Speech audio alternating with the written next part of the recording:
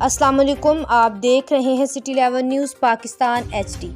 खबर शामिल करते हैं जड़ावाला से। हमारे नुमाइंदा मोहम्मद शफीक की रिपोर्ट के मुताबिक अदारा मुनीर असलाम वेलफेयर फाउंडेशन का माहाना अजलास गुज़श्ता रोज़ चक नंबर 65 घाबे में मुनक्कद हुआ, जिसकी सदारत मलक फैसल मसूद ने की। इजलास में नायब सदर Ali Murtaza, general secretary doctor Naseer Ahmad, Hafiz Sagheer Hasan, Miyan Zeeshan, Anees Mirza, Iftikhar Mughal, मियाँ अदनान हमीद, मियाँ एहसानुल हक, मलक एहसन, असगर, तारक मुन्नियों के साथ धड़कते हैं।